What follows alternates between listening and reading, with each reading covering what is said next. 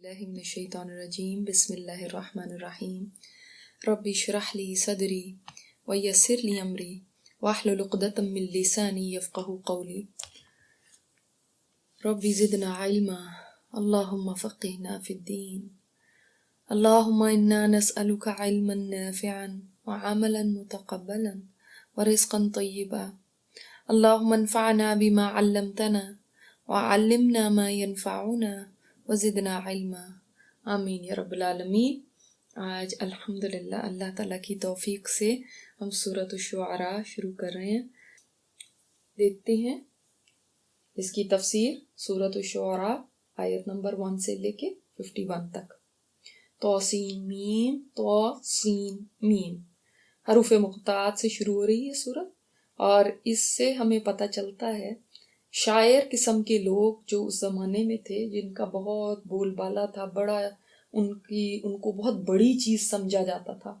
आज के वक्त में जैसे कोई मीडिया वाले लोग हैं, कोई बहुत माने हुए माहिर जो स्पोक्समैन हैं, जो जर्नलिस्ट हैं, उनसे भी लोग डरते हैं कि भाई हमारी कोई खबर ही ना लगा दें। तो उस जमाने में शायर ऐसे होते थे। शायरों का इतना चर्चा था, इतना उनको बड़ा समझा जाता था। एक आदमी के बारे में आता है कि उसकी बेटियों की शादी नहीं हो रही थी, तो उसने एक शायर को अपने घर बुलाया, मेहमान ठहराया, बहुत उसकी खातिर तवाज़ो की, और वो उसको ये बताया कि भाई मेरी इस तरह बेटियों की शादी नहीं हो रही। और उसने उसकी बेटियों के ऊपर वो कलाम लिखा, वो उसने शायरी की कि उसके बाद फौरन उनके रिश्ते आने लगे। ये बात इसलिए आपको बता रही हूँ कि आपको पता चले कि शायर उस वक्त बस जिसको चढ़ा देते थे वो ऊपर होता था, जिसको गिरा देते थे बस वो लोगों की नजर में नीचा हो जाता था। वही जैसे अंधाधुंध आज भी हम मीडिया पे इसी तरह बिलीव रखते हैं ना कि भाई जैसे उन्होंने खबर दे दी उसी तरह हमारा माइंड बनता चला जाता है। वो माइंड बनाते हैं लोगों का ना, एडवर्टाइजमेंट्स दे दे के भी माइंड बनाई जाती, तो एक इंडस्ट्री बन गई ना। तो इसी तरह ये शायरी भी एक उसका दौर था। बस उस वक्त ऐसी शायरी हुआ करती थी कि वो लोग उस बंदे को तो कुछ समझते ही नहीं थे जो नसर में बात करे, शेर में बात की जाती थी। और इतने इतने माहिर शायर होते थे, एक लफ्ज एक दफा बोल दिया तो पूरी अपनी बात में उस लफ्ज को दोहराया नहीं, यानी ऐसा कलाम किया करते थे वो। ऐसे वक्त में जब कुरान करीम उतरा है तो ये समझ लें एक जवाब था जो उनके शायरों के लिए, ये सबके मुंह बंद हो गए। उनको समझ नहीं आया कि इसका हम कैसे इसका मुकाबला करें, कैसे इसका जवाब दें। हमें तो चूंकि इतना समझ ही नहीं है, ना इतनी अरबी से वाकफियत है, तो हम उसको इस तरह अप्रिशिएट कर नहीं पाते। जो अहले जुबान थे ना, और जो समझते थे कि ये कलाम आया क्या है।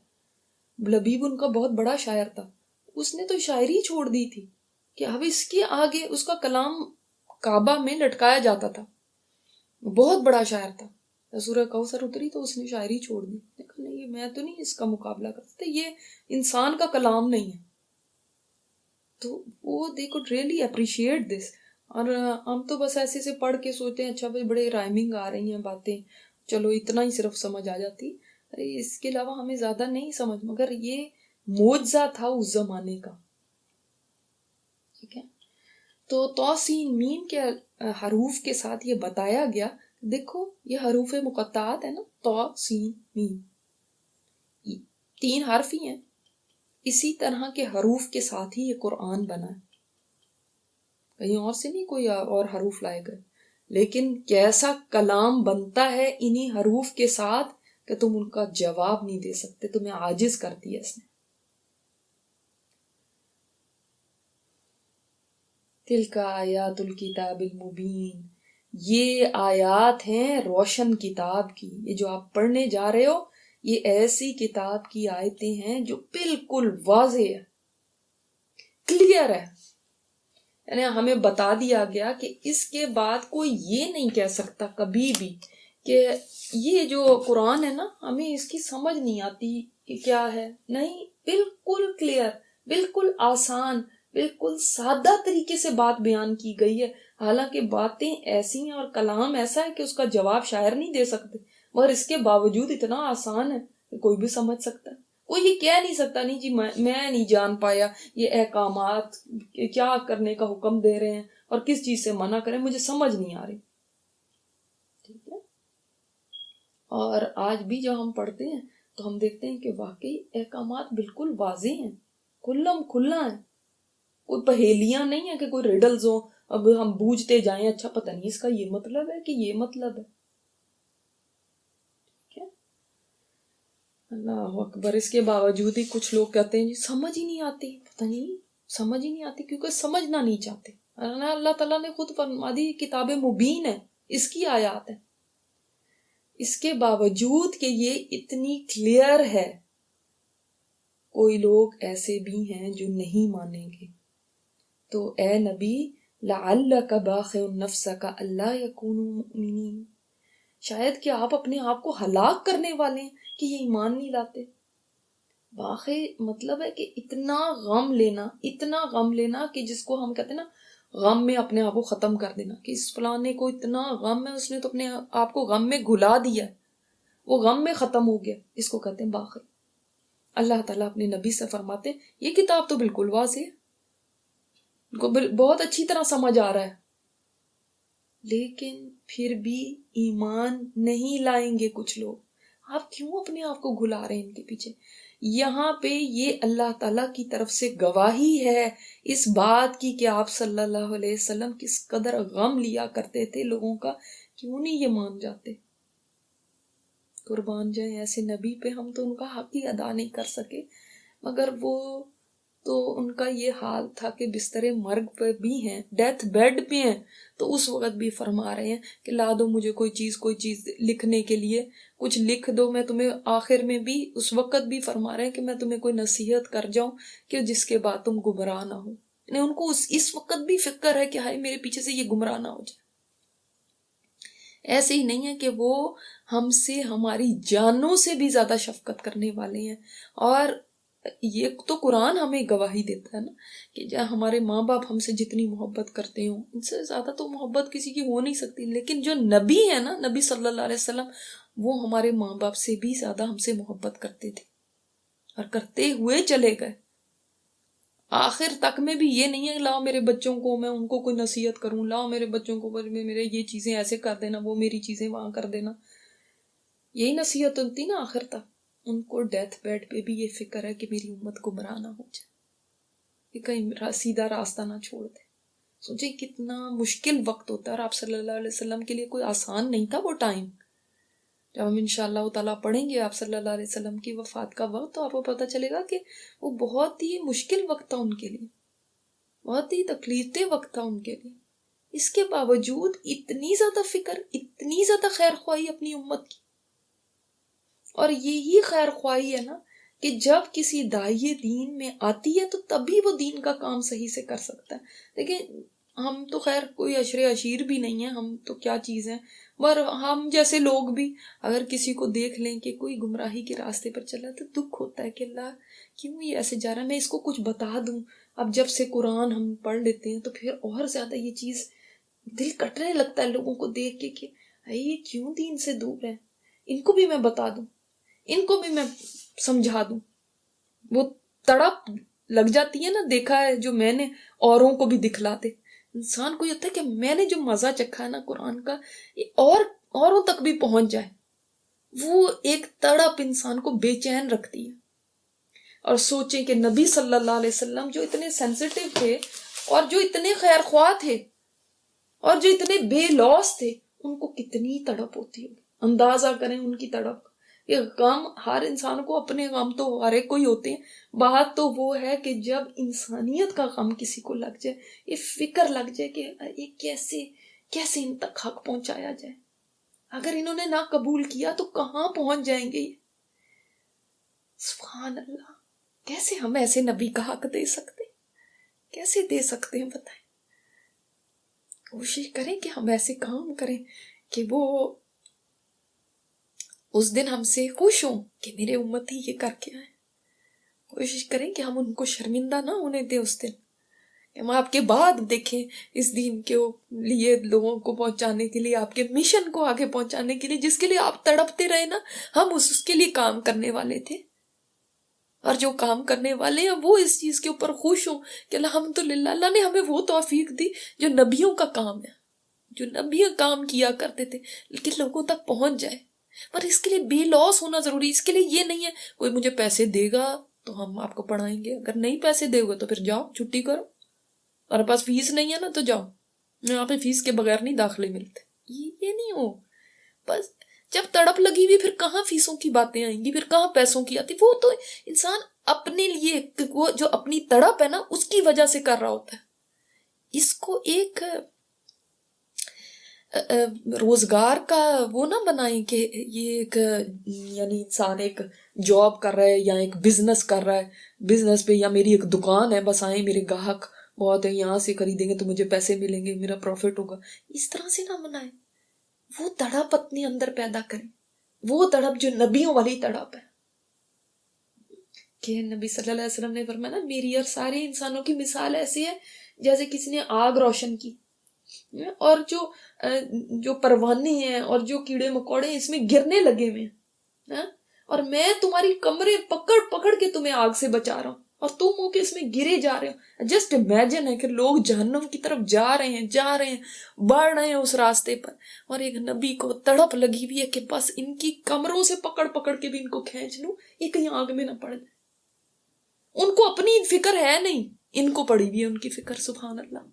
یہ خیر خواہی کی انتہا ہے، ورنہ جیسے جیسے باتیں وہ کرتے تھے اور جو ان کے جرائم تھے کفار مکہ کے، اس کے بعد یہ سوچ لینا کہ جو ہے یہ ایمان لے آئیں یہی بہت بڑی بات ہے، ورنہ انسان کہتا ہے اچھا ہے اب جلیں آپ کے اندر پھر ہی ان کو پتہ چلے گا۔ ہمارے جیسے تو تھوڑے دلے ہوتے ہیں نا، تھوڑے دن میں ہی کہہ دیتے ہیں کہ اچھا بس جائیں، اب جہنم میں جائے گا نا پھر سمجھ آئے گی اس کو، لیکن وہ ایسے نہیں تھے۔ دیکھیں وحشی کا جرم کتنا بڑا تھا، ہاں کتنا بڑا جرم تھا، اس کو بھی کلمہ پڑھانے کے لیے آپ صلی اللہ علیہ وسلم حریص تھے، اس کو بھی، ورنہ ایک وہ شخص ہو سکتا تھا جس کو کہتے کہ یہ تو اچھی بات ہے کہ اگر جہنم میں چلا ہی جائے تو اچھا ہے۔ ہند کا جرم کتنا بڑا تھا، جس نے میرے نبی کو کتنی تکلیف دی کہ جب ان کے چچا کا کلیجہ چبایا تھا اس نے تو آپ صلی اللہ علیہ وسلم پہ کیا گزری ہوگی، چبا نہیں سکی تھی، پھر تھوک دیا تھا، جب ان کے اعضاء کو کاٹ کاٹ کے اس نے ہار بنا لیا تھا تو میرے نبی پہ کیا گزری ہوگی۔ اور یہ کوئی عام آدمی نہیں تھے، عام لوگوں کے لیے بھی آپ صلی اللہ علیہ وسلم اتنے تڑپتے تھے، لیکن یہ آپ کے چچا تھے، بہت زیادہ پیار تھا، بہت زیادہ آپ صلی اللہ علیہ وسلم کو غم ہوا تھا ان کا۔ ایسے لوگوں کے لیے بھی آپ صلی اللہ علیہ وسلم تڑپے ہیں، اور ان کو بھی صحابہ کا درجہ دے دیا، ابو سفیان صحابی کا درجہ مل گیا، کتنی بڑی بات ہے۔ وحشی کو صحابی رسول کا درجہ مل گیا، یہ کتنی بڑی بات ہے، کیونکہ آپ صلی اللہ علیہ وسلم نے ایفرٹ کی تو ہوا نا، ورنہ کہہ دیتے کہ کبھی بھی نہیں، ان کو نہیں ایمان لے کر آنا، بس یہ جائیں آپ، اور جنہوں نے ساری زندگیاں اس طرح سے یعنی دشمنی میں گزاری تھی، اب کیا کرنے آئے ہو، اب جاؤ تم، اب تو ہم ہی غالب آ گئے ہیں، اب مکہ فتح ہو گیا، اب جاؤ تم چھٹی کرو، مزے کرو، اب تم نہیں آ سکتے۔ اللہ اکبر، اللہ تعالیٰ ایسی تڑپ ہمیں لگا دے، اس کا عشیر بھی ہمیں مل جائے نا تو ہم چین سے نہ بیٹھے، پھر ہمیں لوگ نہ پھر کہیں کہ نہیں جی آپ آگے پہنچائیں، پھر ہمیں خود تڑپ ہو کہ میں نے پہنچانا ہے۔ کوئی گھر ایسا نہ رہ جائے جہاں پہ قرآن کا نور نہ پہنچا، اللہ میرے ذریعے پہنچا دینا، مجھے وہ شمع بنا دینا جس سے اندھیرے دور ہو جائے، میرے چمکنے سے اجالا ہو جائے، میں وہ شمع بن جاؤں۔ لیکن اس کے لیے جب تک بے لوس نہیں ہو جاتے نہ لوگوں کی جیبوں کی طرف نظر رکھنی، نہ لوگوں سے کوئی فائدے لینے کے لیے، نہ کوئی عزتیں چاہنے کے لیے، نہ کوئی بڑا بننے کے لیے کہ مجھے بس کچھ استاد بنا کے بٹھا دے، مجھے یہ بنا کے بٹھا دے، اس کے لیے نہیں۔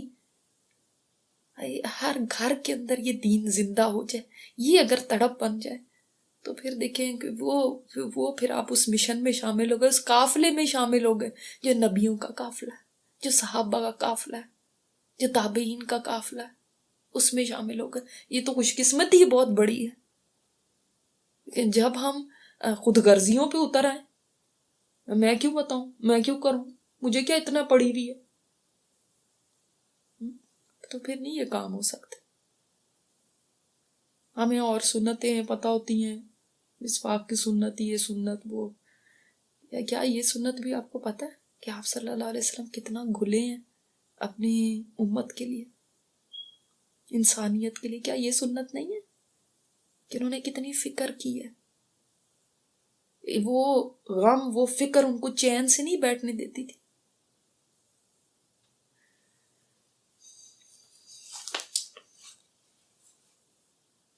تو اس سے ہم نے یہ سیکھنا ہے اور یہ دعا کرنی ہے، اللہ ایسی ہمیں فکر لگا دے اور انسانیت کا یہ جو غم ہے ان کو اس طرف لانے کا کہ یہ ہدایت پا جائیں، اللہ یہ ہمارے اندر پیدا فرما دے کہ ہم ہر مفاد سے اور دنیا کے ہر جو اور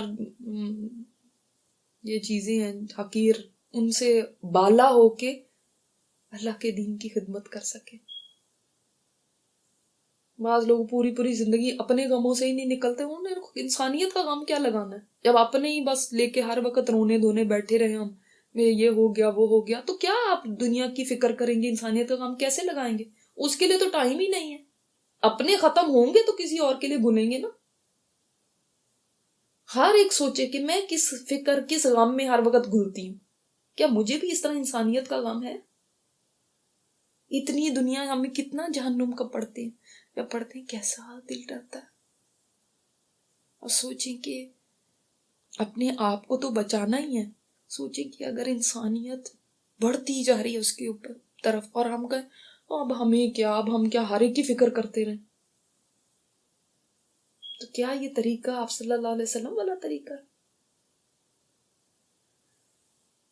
جس دن یہ غم لگا نا، اس دن پھر کسی کو بھی نہ موٹیویشن کی ضرورت رہے گی، نہ کسی کو ہمیں کہنے کی ضرورت رہے گی، نہ کوئی پش کرنے کی ضرورت رہے گی، خود کریں گے سب کام.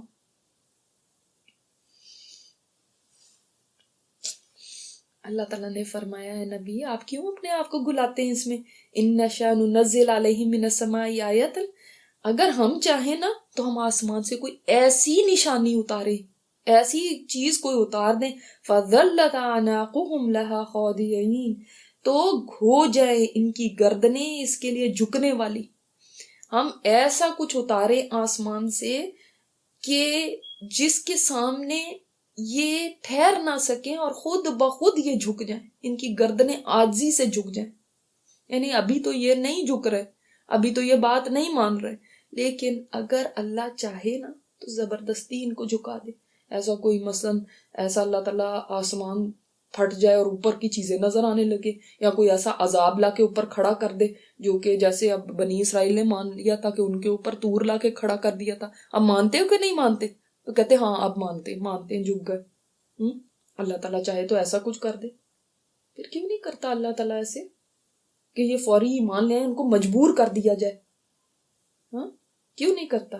اس لیے کہ یہی اللہ تعالیٰ کا فیصلہ ہے کہ انسان کو مجبور نہ کیا جائے، اس کو زبردستی نہ کی جائے، اس کو آزاد چھوڑ دیا جائے، عقل دے کے آزاد چھوڑ دیا جائے، اس کو بتا کے آزاد چھوڑ دیا جائے کہ اب چاہو تو ایمان لاؤ، چاہو تو نہ لاؤ. اور ایمان کیسے لائے گا وہ؟ اللہ تعالیٰ چاہتا ہے کہ وہ خود غور و فکر کرے، خود عقل استعمال کرے اور خود فیصلہ کرے اللہ کے آگے جھکنے کا. زبردستی کرانی ہے تو پھر تو کوئی مسئلہ ہی نہیں ہے. اللہ کے لیے تو کوئی مسئلہ نہیں. دیکھے جو اتنا بڑے سورج کو چلا رہا ہے، مجال ہے سورج کی کہ وہ کہیں ادھر سے ادھر ہو جائے، مجال ہے ستاروں سیاروں کی کہ وہ لڑنے لگ جائیں اور ایک دوسرے کو دھکے دیں اور ایک دوسرے کو ان کی جگہیں لے لیں جا کے. کیا مجال ہے؟ تو یہ کیا 5-6 فٹ کا انسان ہے، کیا چیز ہے یہ؟ اس کو سیدھا کرنا کون سا مشکل ہے، جس نے ستاروں سیاروں کو سیدھا کر دیا. فرشتے اتنے بڑی مخلوق ہیں، اتنی ہیوج مخلوق ہے، ان کو سیدھا کیا ہوا اللہ تعالیٰ نے. کیسے فرما بردار ہے، مجالے کے چونکر ہیں. تم کیا چیز ہو کہ تم یہ نہ انسان سمجھے کہ اللہ مجھے سیدھا نہیں کر سکتا. یہ اس کی دیوی ایک مہلت ہے، ایک آزادی ہے، یہ اس کا ایک قانون ہے کہ اس نے یہ فیصلہ کر دیا کہ میں نے اس کو آزاد چھوڑ دینا. اب یہ خود اپنا راستہ متعین کرے. یعنی انسان کتنا احمق ہے کہ جس وقت وہ اس آزادی کو سمجھ لیتا ہے کہ اللہ مجھے پکڑ نہیں سکتا، میں بہت پاورفل ہو گیا ہوں، کون مجھے پکڑے گا، اور اس آزادی کو ہمیشہ کی آزادی سمجھ لیتا. نہیں، ہمیشہ کی نہیں. یہی تو اللہ تعالیٰ دیکھ رہا ہے اب کرتا کیا ہے، وہ دیکھ رہا ہے. اس کو یہ نہ سمجھنا کہ بس تم آزاد ہو گئے، تم بڑے طاقتور ہو گئے، جیسے آج مجھے کوئی کچھ کہہ نہیں رہا تو اس طرح کبھی بھی نہیں کوئی مجھے کچھ کہے گا. ایسا نہیں ہے. اللہ اگر چاہے ایسی چیز اتارے تمہاری تو گردنیں اسی وقت جھک جائے، تم سار اٹھانے کے قابل نہ رہو. اور ایسا ہوگا کب ہوگا؟ جس وقت انسان حشر کے میدان میں کھڑا ہوگا، خود بخود جھک جائیں گے. بڑے بڑے ابو جہل جھک جائیں گے، بڑے بڑے ابو لہب، فرعون جھک جائے گا. اب اس وقت کیوں جھک رہے؟ اس وقت ساری حقیقت سامنے آ گئی. تو اللہ تعالیٰ کے لیے کوئی مشکل نہیں ہے یہ ہمیں جھکانا. تو اس کو یہ نہ سمجھے کہ وہ طاقت نہیں رکھتا. نعوذ باللہ. وما یأتیہم من ذکر من الرحمن، اور نہیں آتی ان کے پاس کوئی نصیحت رحمان کی طرف سے، محدث نئی، کوئی بھی نئی چیز، کوئی نئی بات رحمان کی طرف سے نہیں آتی، الا مگر وہ کیا کرتے ہیں، کہانو وہ ہوتے ہیں انہو معرضین، اس سے اعراض کرنے والے. یعنی جو نئی بات آ جاتی ہے رحمان کی طرف سے، یہ آگے سے کہتے ہیں ہم نے نہیں ماننا. یہ ان کا یہ طریقہ بن گیا کفار کا کہ جو بات آئے اس کو کہتے ہیں ہم نے تو کبھی اپنے باپ دادا سے یہ سنی ہی نہیں، ہمارے باپ دادا تو ایسے کرتے تھے، وہ کیا غلط تھے؟ کچھ فیملیئر بات لگ رہی ہے؟ یہ کوئی بات سمجھ آ رہی ہے اس سے؟ آج کے ہمارے بعض مسلمان بھی ایسے ہی ہیں، جب ان کے سامنے اللہ کا کوئی حکم رکھا جاتا ہے تو کہتے ہیں ان کا طریقہ وہی ہے جو کافروں کا طریقہ تھا، کہ آگے سے کہتے ہیں ہم نے تو آج تک یہ بات سنی ہی نہیں، ہم نے تو اپنے گھروں میں کبھی یہ بات دیکھی ہی نہیں، یہ تو نئی بات آپ لے کر آ گئے، اور اس کو مانتے ہی نہیں، اعراض کر لیتے. یعنی جب بھی ان کے سامنے قرآن کی کوئی آیت، کوئی ایسی بات رکھی جائے، ان کا طریقہ ہی یہی ہے. تو یہ کفار کی عادت کے مشابہ عادت ہے کہ انسان کے سامنے حق آ جائے اور وہ انکار کر دے اور کہے ہم نے تو کبھی سنا ہی نہیں. تو ضروری ہے کہ آپ نے ہر چیز ہی سنی ہو، ہر حدیث آپ کے علم میں ہو، ہر قرآن کی آیت آپ کے علم میں ہو؟ یہ ضروری ہے؟ نہیں نا. تو پھر جب نالج ہی نہیں، بعض اصل میں ہم دنیا کی جب ڈگریاں لے لیتے ہیں نا، اکثر ایسے لوگ جو بہت دنیاوی علم رکھتے ہیں، دنیا میں بڑے پڑھے لکھے ہوتے ہیں، ان کا یہ طریقہ کار ہوتا ہے جب ان کے سامنے کوئی بھی دین کی بات کی جائے تو کہتے ہیں ہم نے یہ نئی بات آپ کریں، ہم نے تو نہیں کبھی ایسی بات سنی. جیسے کہ ہمارے علم میں اگر نہیں ہے تو یہ ہے ہی نہیں. بھئی آپ یہ نہیں کہہ سکتے کہ میرے علم میں نہیں ہے تو پھر یہ ہے نہیں، اس لیے کہ آپ کا علم بہت محدود ہے. آپ ان سے پوچھا جائے کیا تم نے قرآن کو سیکھا، پڑھا؟ نہیں. کیا تم حدیث سے واقفیت رکھتے اور ساری حدیثیں تمہیں یاد ہے؟ نہیں. تو پھر آپ کیسے کہہ سکتے ہو کہ مجھے نہیں پتا، میں نے نہیں سنی، تو پھر اس لیے ہو ہی نہیں سکتا. ان کو پھر لاکھ سمجھائیں، لاکھ کہیں نہیں، کہیں گے نہیں ہم نہیں مانتے. یہ کفار کی مشابہت ہو جاتی ہے. دیکھنا یہ ہوتا ہے کہ اگر بات واقعی دلیل کے ساتھ بتائی جا رہی ہے، اوتھینٹک سورسز سے ہے، تو مت کہیں آگے سے کہ جی ہم نے تو نہیں یہ کبھی سنا. نہیں سنا تو آج سن لیا، اس کا انکار تو نہ کریں، اس کو قبول کر لیں.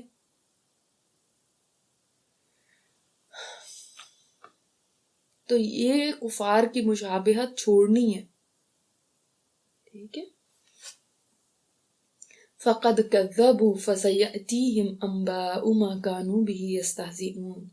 تو تحقیق انہوں نے جھٹلایا، انہوں نے جب بھی ان کے سامنے کوئی نئی بات رکھی گئی انہوں نے جھٹلا دیا. فَسَيَأْتِيهِمْ، نئی بات کیا ہے؟ نئی بات یہ نہیں کہ یہ کوئی بالکل برینڈ نیو بات تھی کہ اللہ ایک ہے اور توحید کی اور آپ صلی اللہ علیہ وسلم کی رسالت کی بات کوئی برینڈ نیو بات ہے اور آج سے پہلے کبھی کوئی انسان نبی بن کے آئے ہی نہیں. ان کے لیے انہوں نے کہہ دیا ہمارے، یعنی ان کے لیے وہ نہیں تھی، انہوں نے اپنے آباء و اجداد سے کبھی نہیں ایسی باتیں سنی. تو تحقیق انہوں نے جھٹلایا. فَسَيَأْتِيهِمْ، تو ان قریب آئیں گی ان کے پاس کیا؟ خبریں. کون سی خبریں؟ قیامت کی بھی اور آگے جو حالات آ رہے ہیں وہ ایسے آئیں گے، ما کانوا بہ یستہزئون، جس کی وہ مذاق اڑاتے ہیں نا وہی چیزیں ان کے سامنے آ جائیں گی۔ اللہ اکبر، یعنی اگر قیامت کا مذاق اڑاتے ہیں، بہت ساری چیزیں تھیں جن کا مذاق اڑاتے تھے، قیامت کا مذاق اڑاتے تھے، مسلمانوں کا مذاق اڑاتے تھے، جن بھی چیزوں کا مذاق اڑاتے تھے، سامنے جب آ جائے گا نا حق، جیسے اگر قیامت ان کے سامنے جب آئے گی، اگر اس کا مذاق اڑاتے ہیں تو اس دن پھر بالکل سب کے منہ بند ہو جائیں گے۔ اگر دین پہ چلنے والوں کا مذاق جو اس وقت بھی اڑایا جاتا تھا آج بھی اڑایا جاتا ہے، دین کے احکامات کا مذاق، اس کے اوپر لطیفے بنائے جاتے، ان کافر تو کرتے ہی تھے، آج کے مسلمان بھی کر رہے ہیں، شرعی احکامات ان کے لیے مذاق کا وہ بنتے ہیں۔ قرآن میں اللہ تعالیٰ نے فرمایا کہ کیا اللہ ہی رہ گیا کہ اس کے اوپر یہ مذاق بنائے؟ انسان کو اس چیز کے اوپر شرم آنی چاہیے کہ وہ کس ذات کی بات کر رہا ہے۔ لطیفے بنا لینا اللہ کی جنت کے بارے میں، جہنم کے بارے میں، استغفر اللہ، ایسے محاورے بنا لینا، ایسی باتیں بنا لینا، یہ ایک مسلمان کو زیب نہیں دیتا، یہ کافروں کے طریقے تھے۔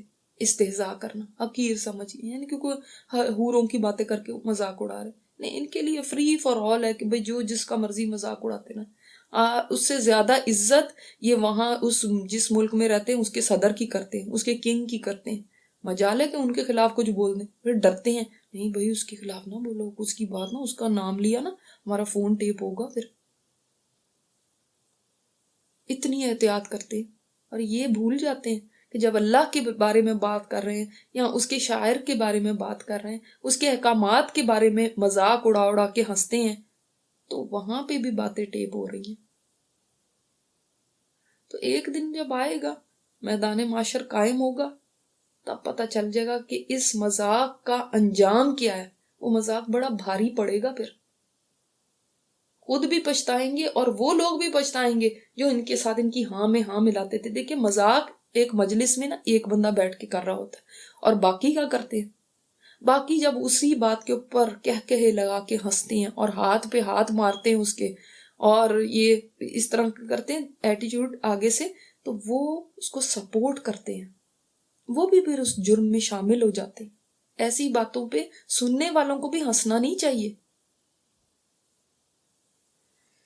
استغفر اللہ۔ تو اس دن کیا ہوگا؟ پھر وہ جو ہنسنے والے بھی ہیں اور یہ جو ان کے ساتھ ہنستے تھے، ہاتھ پہ ہاتھ مار کے جو ان کے سپورٹ کرتے تھے، ان کو حوصلہ دیتے تھے کہ ہاں اور کریں گے ایسی باتیں، سب میدان معاشر میں ایک دوسرے کے دشمن ہو جائیں گے۔ وہاں جا کے کہیں گے یہ تم مذاق کرتے تھے نا، اس کی وجہ سے ہم پھنسے۔ وہ کہیں گے کہ جب تم آگے سے مجھے حوصلہ دیتے تھے تو میں کرتا تھا نا۔ تو وہ کہے گا تم نے میرا بیڑا غرق کیا، دوسرا کہے گا تم نے کیا۔ بہت ایک دوسرے کے دشمن ہو جائیں گے، اور اس دشمنی کا اس دن کیا فائدہ؟ تو نہ خود کبھی ایسا عمل کرنا ہے، نہ ایسے عمل کرنے والوں کی حوصلہ افزائی کرنی ہے۔ اگر عمل نہیں بھی ہوتا، اکثر انسان اللہ کے احکامات کا جو مذاق اڑا رہے تھے نا، وہی ہوتے ہیں جو خود نہیں عمل کرتے۔ اگر عمل نہیں ہوتا تو اس کا مطلب یہ نہیں کہ مذاق کرنا شروع کر دیں۔ عمل میں انسان کی اگر کمی ہے، نہیں کر پا رہا، کم از کم اتنا کرے کہ اللہ کے احکامات کا مذاق نہ کرے، ان کو حقیر نہ سمجھے، ان کو آؤٹ ڈیٹڈ نہ سمجھے، ان کے خلاف باتیں نہ کرے، منہ سے مت باتیں نکالیں ان کے خلاف۔ یہ کہیں کہ اللہ کے احکامات بڑے پیارے ہیں، بڑے حکمت میں مبنی ہیں، میرے اندر ہی کمی ہے، میں ہی کوتاہی کرنے والی ہوں، مجھ سے نہیں ہو رہا، اللہ مجھے معاف کرے اور مجھے توفیق دے۔ یہ ایک ایٹیچیوڈ ہوتا ہے، ایسے بندے کو اللہ ہدایت دے دیتا ہے۔ لیکن جو مذاق کرتے ہیں، جو حقیر سمجھتے ہیں، وہ اپنے آپ کو بہت بڑی چیز سمجھتے ہیں۔ یہ ایک تکبر ہے کہ اللہ کا حکم تو کوئی بھی چیز نہیں، ہم کتنا مرضی مذاق کرتے رہیں۔ وہ بھول جاتے ہیں کہ اللہ ہمیں دیکھ رہا ہے، اور یہ کسی انسان کا نہیں ہم مذاق کر رہے، بلکہ اللہ کے دین کا مذاق ہو رہا ہے، کیونکہ وہ تو انسان اللہ ہی کے احکامات پہ چل رہا ہے نا۔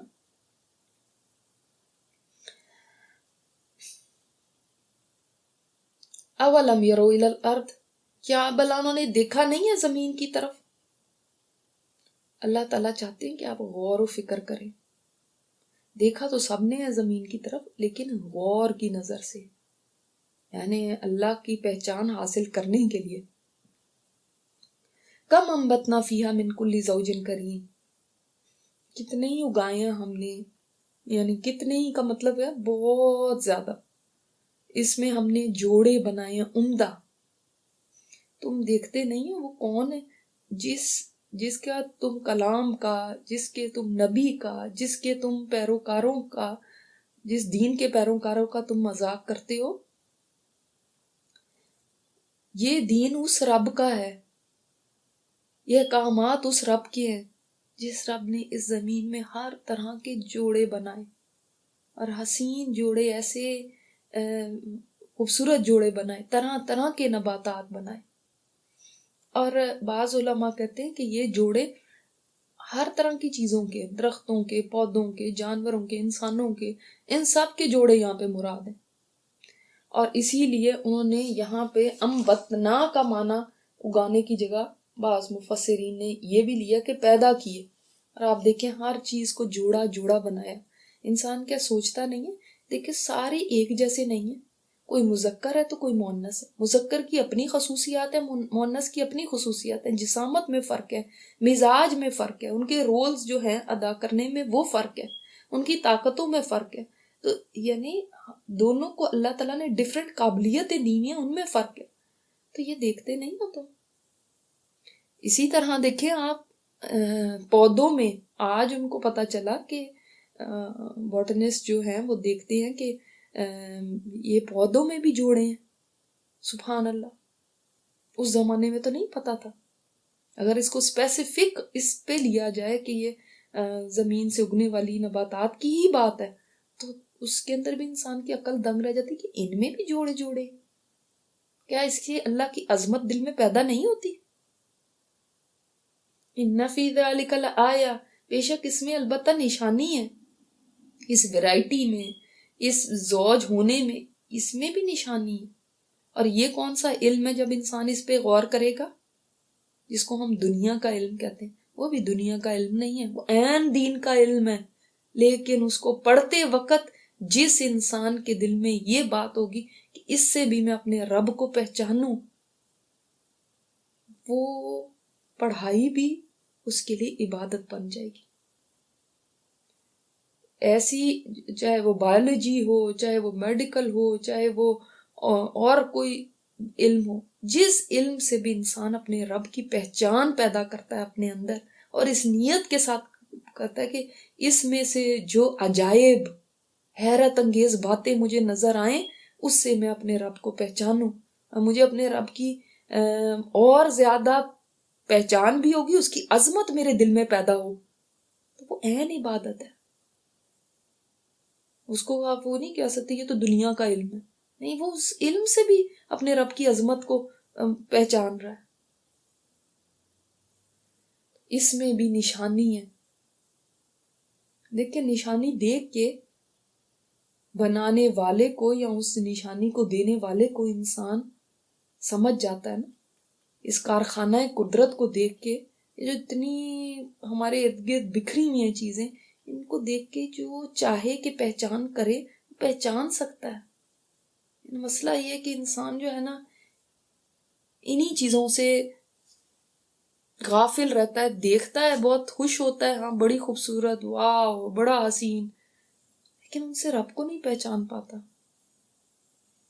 اسی لیے فرمایا وما کان اکثرهم مؤمنین، پھر بھی اس میں نشانی ہے، پھر بھی اکثر ایمان لانے والے نہیں ہیں.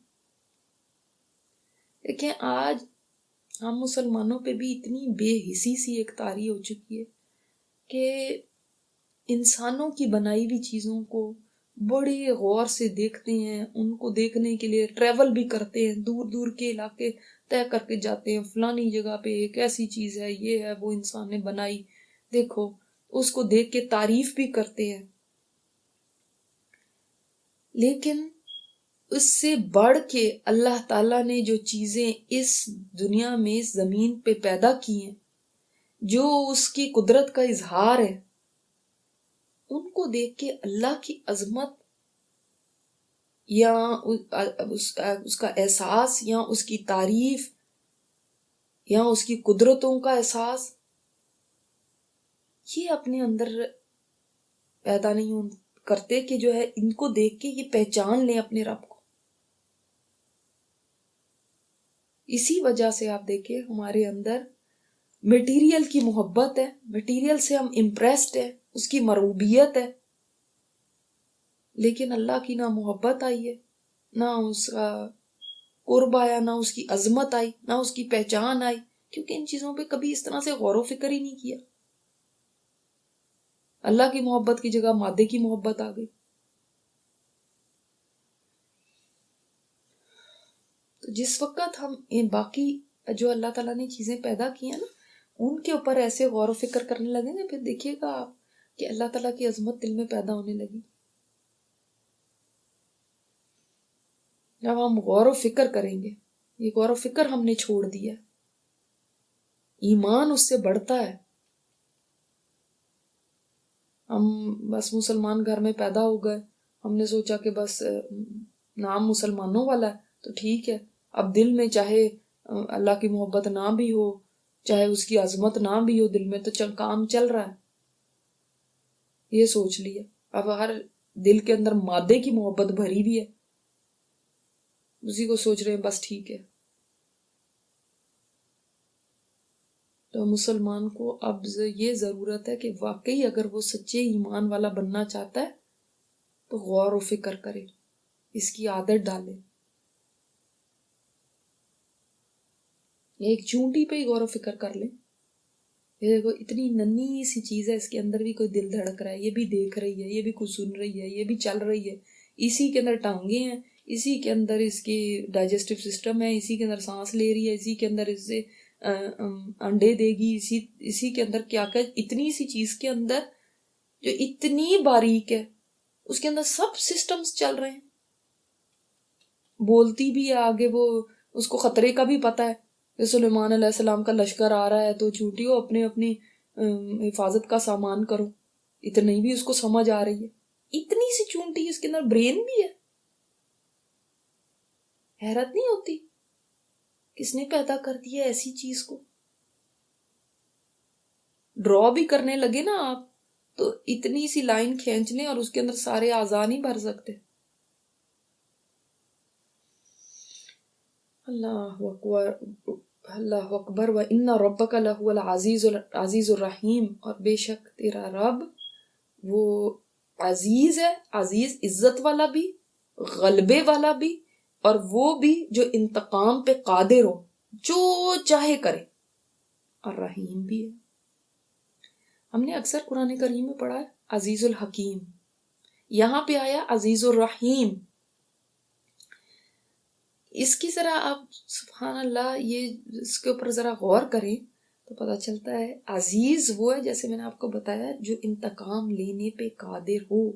زبردست جو ہم لکھتے ہیں، جو انتقام لینے پہ قادر ہو، اس کے لیے بڑا مشکل ہے کہ وہ رحیم بھی ہو، رحم کرنے والا بھی ہو. کیونکہ جو انتقام لینے پہ قادر ہوتا ہے نا، جو چاہے کرے، جو اس چیز کی طاقت رکھتا ہے، وہ تو پھر چاہتا ہے کہ دوسرے کو مسل کے رکھ دے، کوئی آواز نہ اٹھائے. آپ نے دیکھا وہ جو گاؤں وغیرہ اور ان کی طرف کے جو بڑے بڑے وڈیرے ہوتے ہیں، یہ ہوتے ہیں وہ اپنے ہاریوں کا، اپنے جو مزارے ہوتے ہیں ان کے ساتھ کیا سلوک کرتے ہیں. اگر ذرا سی ان کو بات نہ پسند آ جائے، ان کو پتہ ہی ہمارے کیا کر سکتے ہیں، یہ تو ہمارا کچھ بھی نہیں کر سکتے، کچھ بگاڑ نہیں سکتے.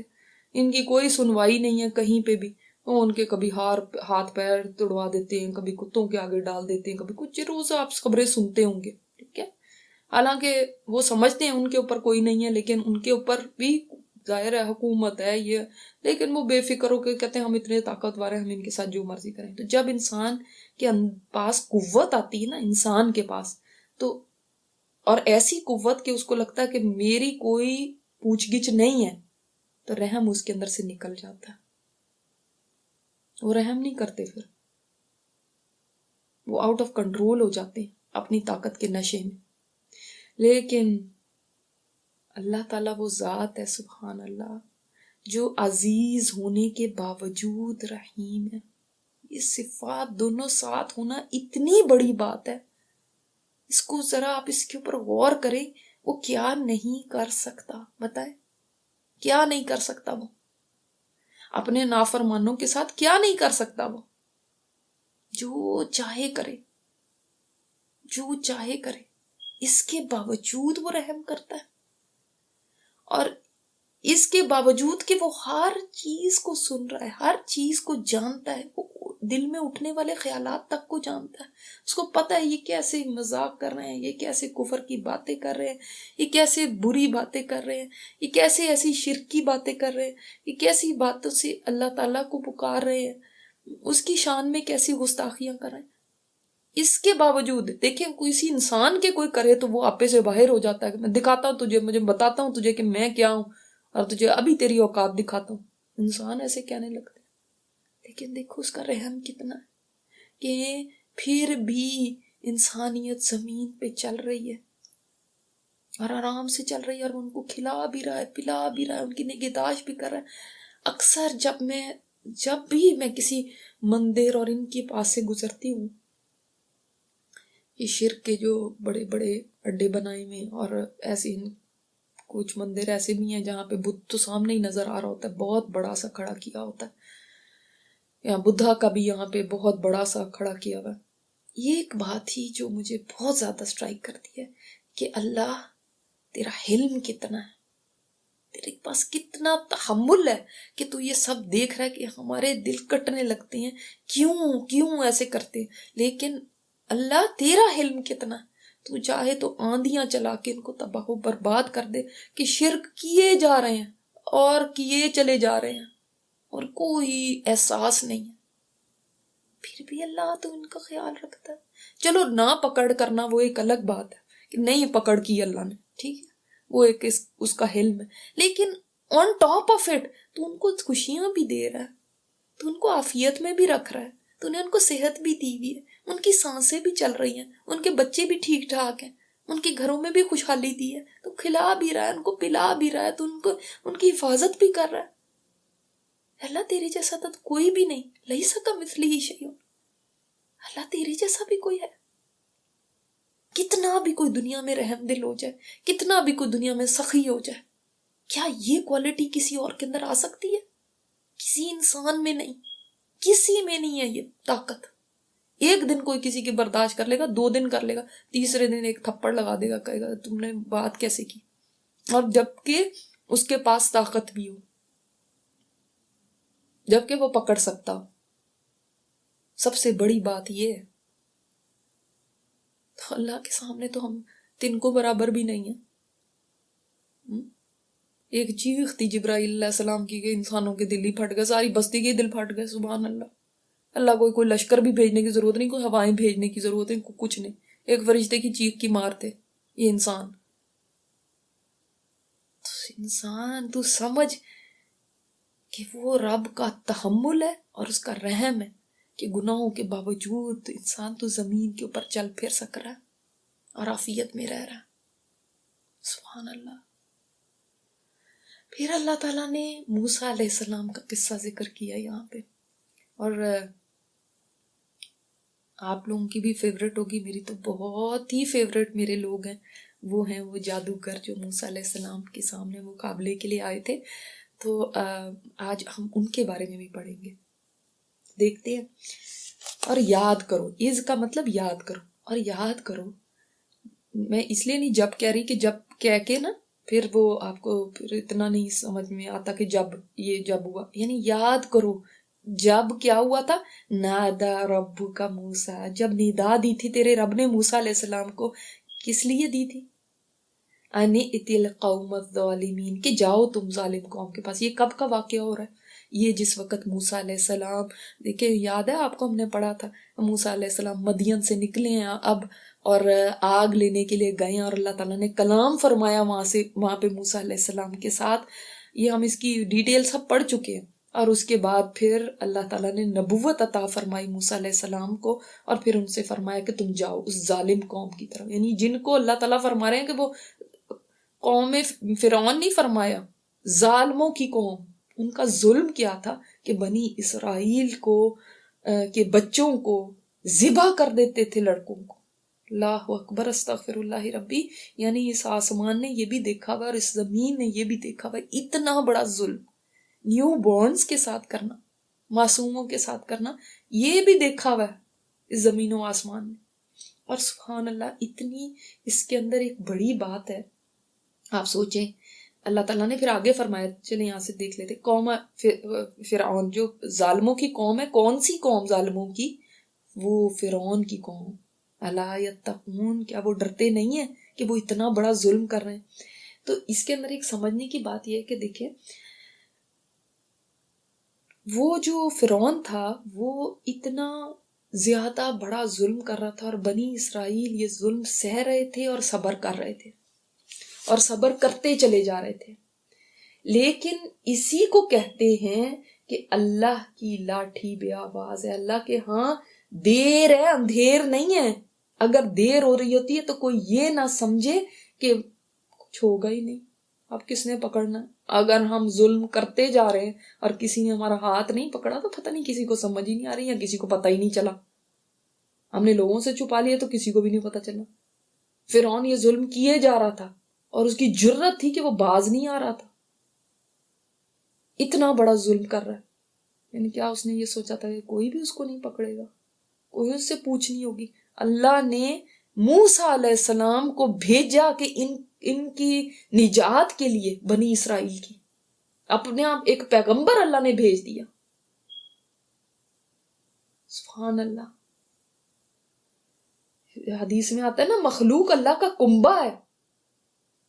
مخلوق کیا ہے؟ اللہ کا کنبہ ہے. اور جو اس کنبے کا سب سے زیادہ خیر خواہ ہے وہ اللہ کا سب سے زیادہ پیارا ہے. یعنی اللہ تعالیٰ کو بہت وہ بندہ پسند ہے جو اس کی مخلوق کے ساتھ خیر خواہی کرے. اللہ کو بہت پیارا لگتا ہے. یہ مخلوق میں صرف مسلمان نہیں ہے، مخلوق میں ہر کوئی ہے. مسلمان ہو، کافر ہو، مشرک ہو، کوئی بھی ہو. اور مخلوق کے اندر نہ صرف یہ کہ انسان، جانور ہو، جانور تک کے ساتھ، آپ کو پتہ ہے ہر لیونگ تھنگ کے ساتھ، ایوری لیونگ تھنگ، ہر تر کے ساتھ، یہ حدیث میں آتا ہے، ہر تر کے ساتھ نیکی کرنا جو ہے نا وہ اجر کا باعث بنتا ہے. کہ کتے کو پانی پلا دینا، ہم ہو تو ہم تو کتا دیکھ کے ہی پکڑ گئے، کوئی ہو یہ تو پلیت ہے، یہ تو ایسے ہے، نجس، آئے ہائے، مرتا تو مرتا رہے، اچھا ہے کتا ہے تو اس کو مرنا ہی چاہیے. کون ہم میں سے اٹھ کے پانی پلائے گا؟ لیکن اللہ نے اس حدیث سے بتا دیا ہمیں کہ دیکھو یہ سب میری مخلوق ہے، سب کے ساتھ خیر خواہی. تو ایسا نہیں کہ اللہ دیکھ نہیں رہا، ایسا نہیں تھا کہ وہ جو ہے وہ قتل کرتا جائے اور کوئی فرق نہیں پڑا تھا. اللہ تعالیٰ اس کو بھی واچ کر رہا تھا.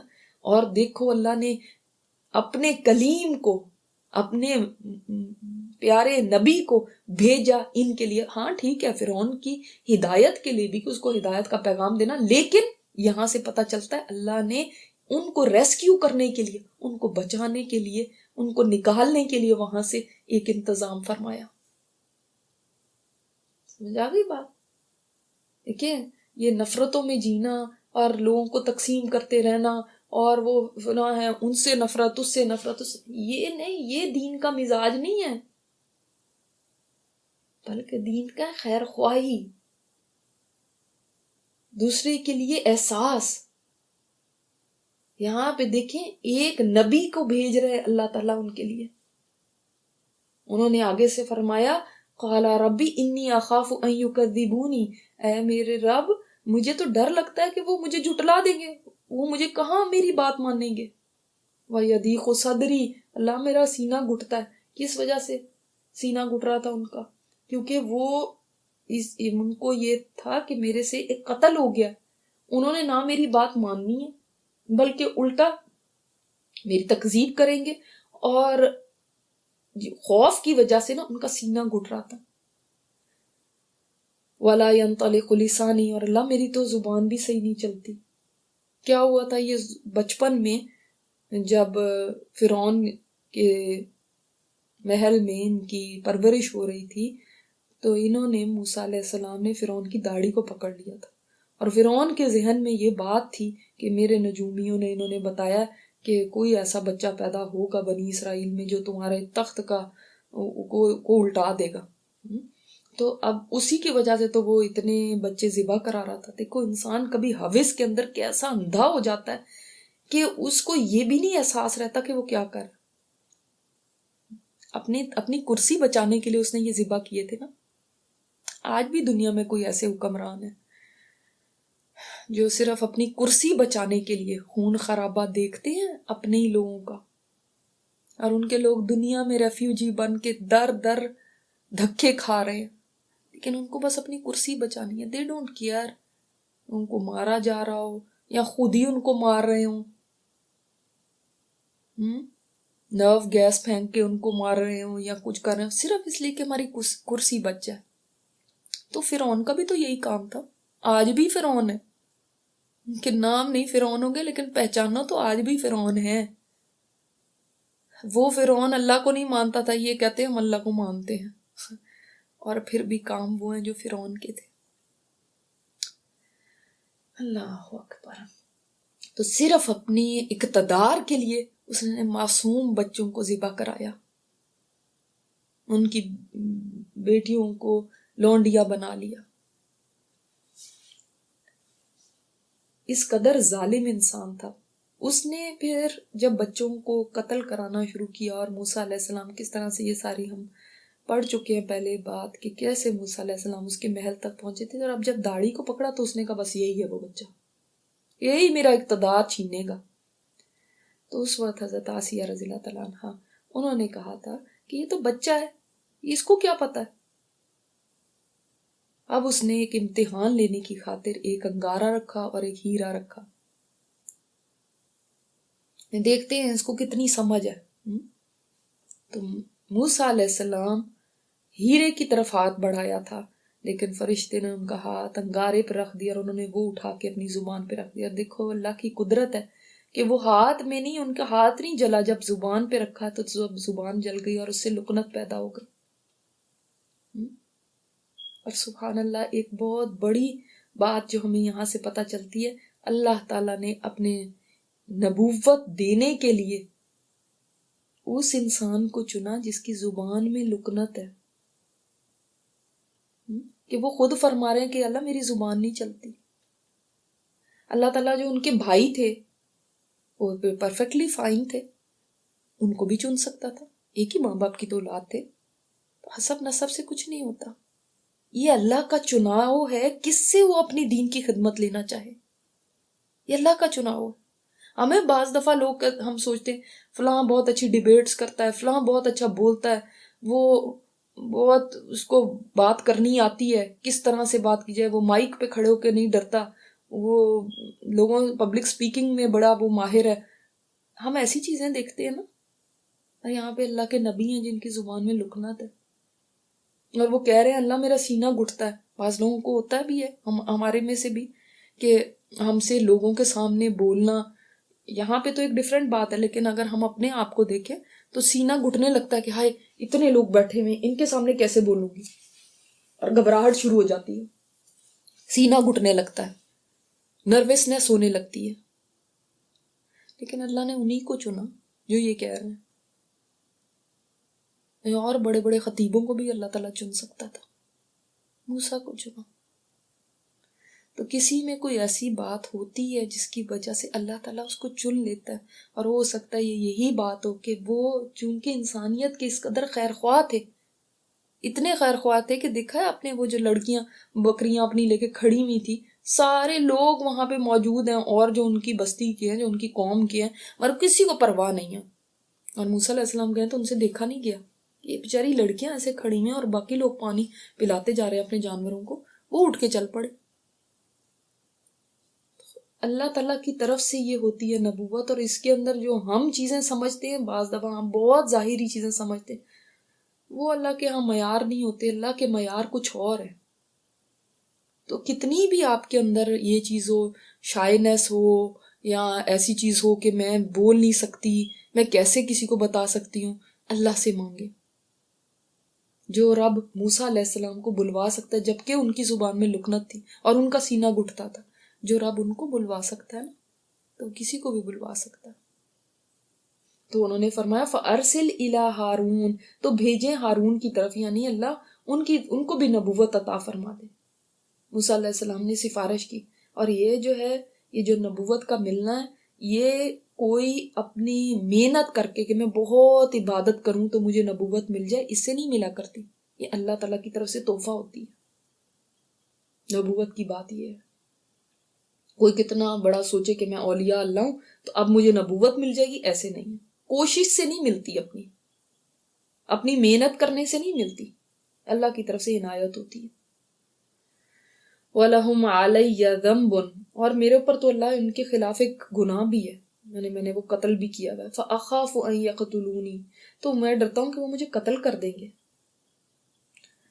اب دیکھیں کتنے سارے خوف ہیں موسیٰ علیہ السلام کے، بہت سارے ہمارے اندر بھی خوف ہوتے ہیں، اللہ ہم نے اتنی ہمارے سے تو کیسی ہماری زندگی گزری ہے، اب ہم لوگوں کو اگر کچھ بتائیں گے کہیں گے تم بڑی بتانے والی آ گئی، پتہ ہے ہمیں تمہارا، تم تو یہ کرتی تھی، تم ایسے کرتی تھی، اپنا نہیں یاد ہے تمہیں؟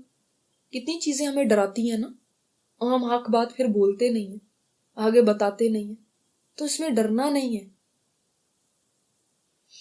قال کلا، فرمایا اللہ تعالیٰ نے فرمایا ہرگز نہیں، یعنی وہ تمہیں نہیں قتل کر سکتے، فذهبا، دونوں جاؤ بھی آیاتنا، ہماری نشانیوں کے ساتھ، انا معکم مستمعون، یہ ہے سب سے بڑی بات جو طاقت دیتی ہے کہ اللہ تعالیٰ نے فرما دیا ہم تمہارے ساتھ ہیں سننے والے، تم جاؤ تو صحیح نا، ہم تمہارے ساتھ ہیں، تو پھر کیا ہم ایک ایک بات سن رہے ہیں جو تم وہاں پہ کرو گے؟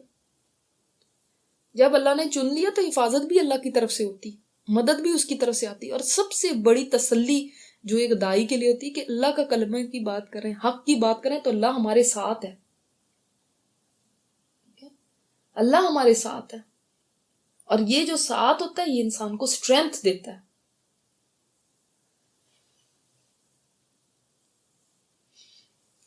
فَأْتِيَا فِرْعَوْنَ، پھر جاؤ فرعون کے پاس، فَقُولَا، تو کہنا اس کو، کیا کہنا؟ اِنَّا رَسُولُ رَبِّ الْعَالَمِينَ، کہ بے شک ہم رسول ہیں رب العالمین کے، تمام جہانوں کے رب کے رسول ہیں۔ اچھا، کیوں یہ کہنا رسول اللہ کیوں نہیں کہنا؟ اس لیے کہ فرعون اپنے آپ کو رب اعلیٰ کہتا تھا، انا ربکم الاعلیٰ، میں تمہارا رب اعلیٰ ہوں، تو ان کو کہنا کہ ہم رب العالمین کے نمائندے ہیں، ہم خود سے نہیں آ گئے، اس نے ہمیں بھیجا ہے، یعنی، اور اس کو کیا کہنا، اور ان ارسل معنا بنی اسرائیل، کہ بھیج دے ہمارے ساتھ بنی اسرائیل کو۔